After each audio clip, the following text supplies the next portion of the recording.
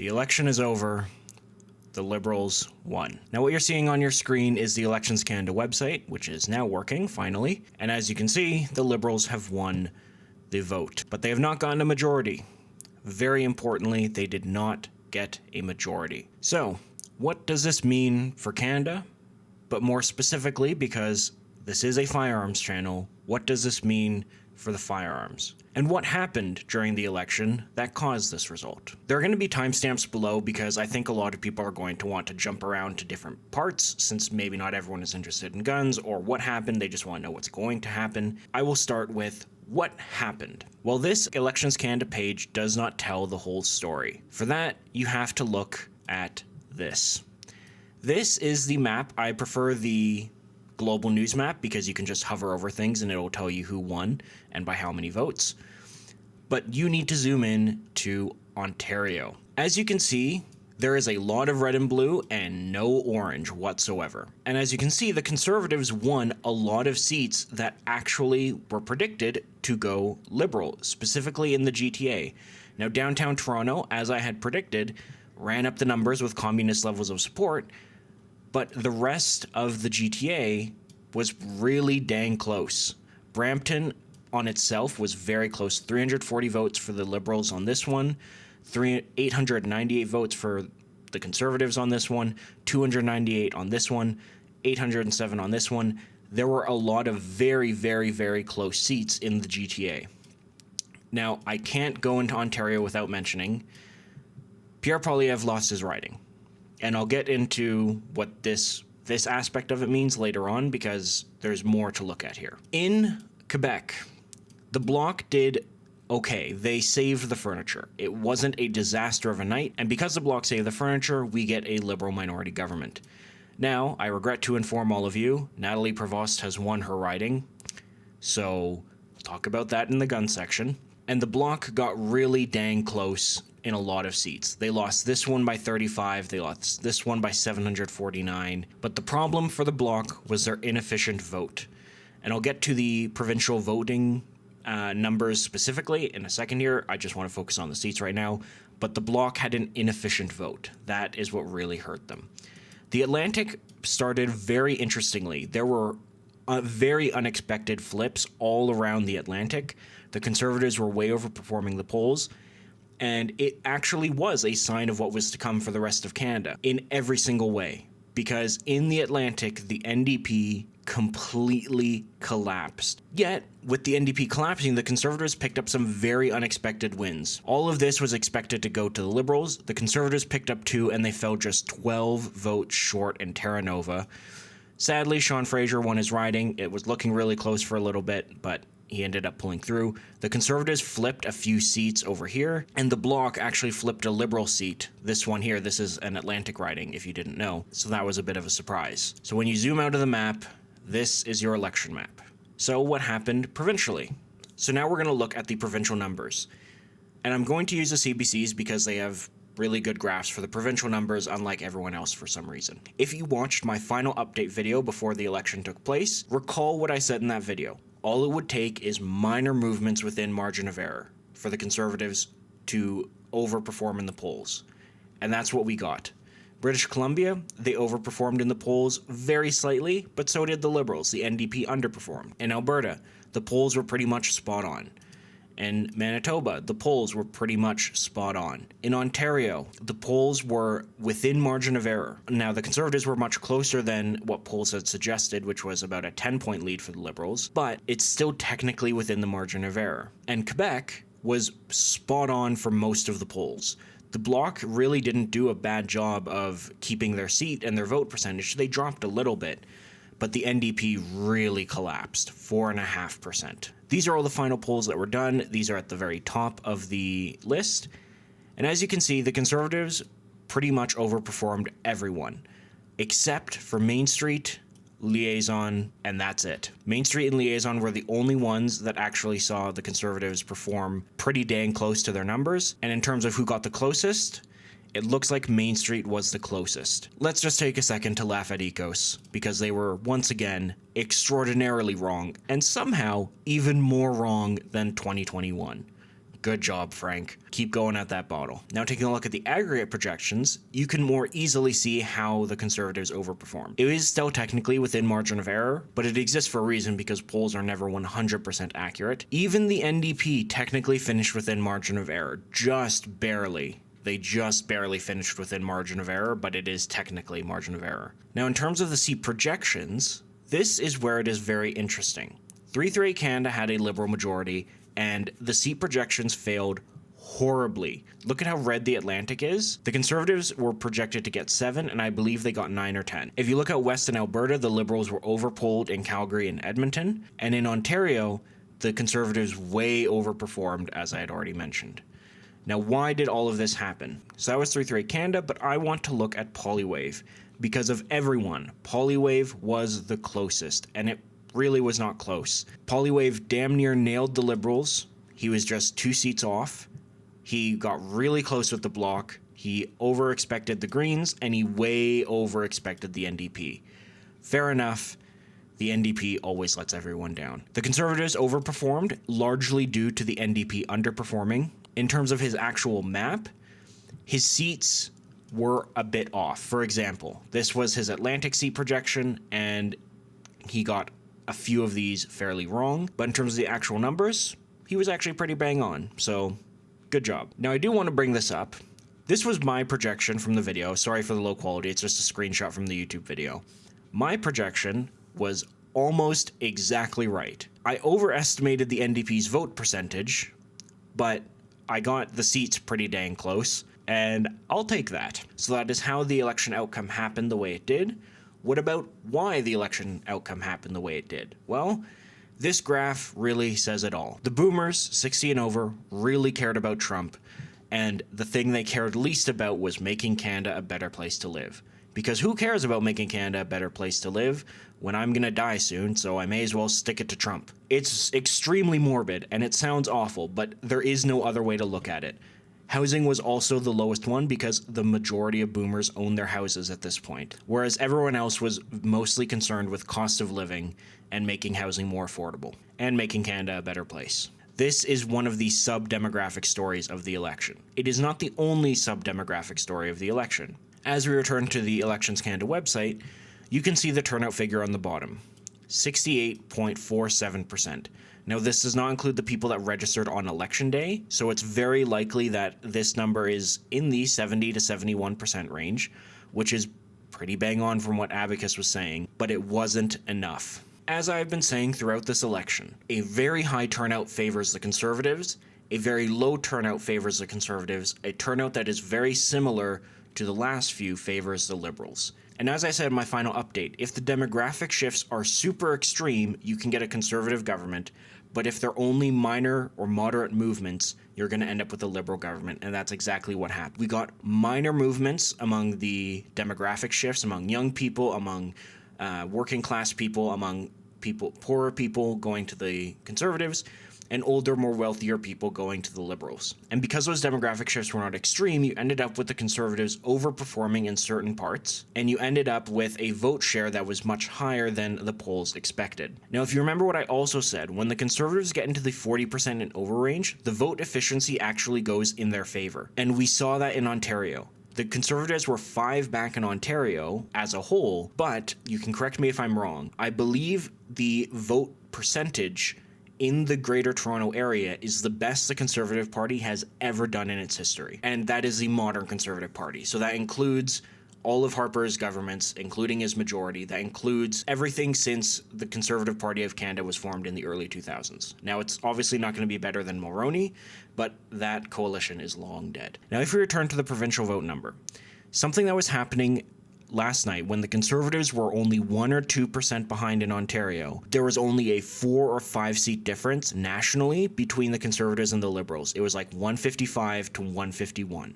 It ended up that the last remaining votes broke Liberal, which is why we're at 169 Liberal seats, but it still shows how the vote efficiency very much favors the Conservatives once we enter the 40% range nationally. And the last thing to talk about in terms of election night is Pierre losing his seat. What does this mean? Well, we don't really know. The Conservative Party is the only party, to my knowledge, that has adopted the Reform Act that was passed under Harper, wherein MPs can cast a secret ballot to kick out their leader. That's how O'Toole was kicked out as leader of the Conservatives. Now, we don't know exactly what's going to happen to Pierre, but considering the fact that he set records for the Conservatives, there is almost nothing better that Pierre could have done to win this election. He was only 3% back of his absolute high in the polling averages. Even when the polling averages were at that percentage, there were still polls that had Pierre at what he got now. The reason the Conservatives lost is because the NDP utterly collapsed in a way that we haven't seen in decades. So on one hand, he lost his own seat and he lost the election.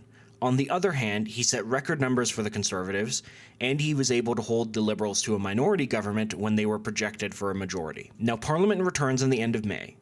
And the Liberals, who are now forming government, can block a by-election somewhere in the country for up to 6 months. During the summer, there is going to be a summer break, and so he might only be missing like 1 or 2 months of Parliament. But that two-sided coin that I talked about just before still exists. And so what I believe is going to happen is that the Conservative MPs are going to hold a secret ballot. I don't have any insider information. I'm not an insider. This is just my opinion.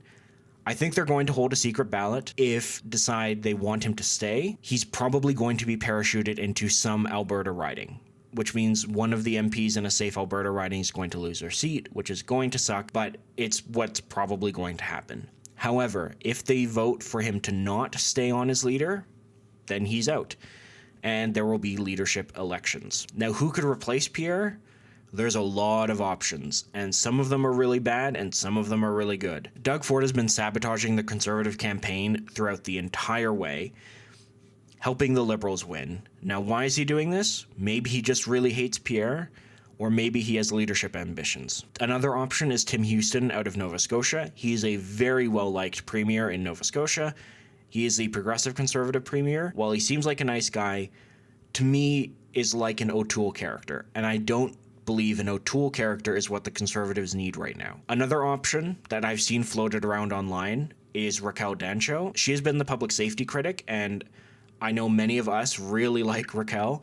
She is an awesome MP, and I would love to see her become the leader of the Conservatives, but I don't know if she has that ambition to actually do it. She just had a child in the last year or two, and I don't know if running for federal leadership is something that's on the cards for her right now. Another name that I personally think could be really good would be Michael Chong. Michael Chong is much more reserved than Pierre, so he's not that kind of attack dog style, but he's also not a Tim Houston style progressive Conservative, and I believe he would carry on Pierre's messaging that got him the nearly 42% of the vote without being as brash as Pierre is. But does he have ambitions for running? I don't know. So for Pierre's riding out of the way, what does this mean for how Parliament is going to function? Right now, the NDP holds the balance of power again, but Jagmeet Singh stepped down as leader last night. Oh, and also, Singh lost his seat. He came in third place. With Singh stepping down as leader, that leaves a lot of questions as to what the NDP is going to do. The NDP collapsed more than anyone expected, and it's pretty clear that a lot of people voted Liberal that would normally vote NDP because of Trump. But at the same time, I wouldn't be surprised if many people who voted NDP in the past voted Liberal because the NDP was basically the Liberal Party this election. Because Singh tied the NDP so close to the Liberals, he couldn't distance himself. He couldn't create a reason for people to vote NDP. So now the NDP is in a tricky situation. It really can't get much worse than this. In fact, this is probably the best worst case scenario for the NDP, considering they still hold power.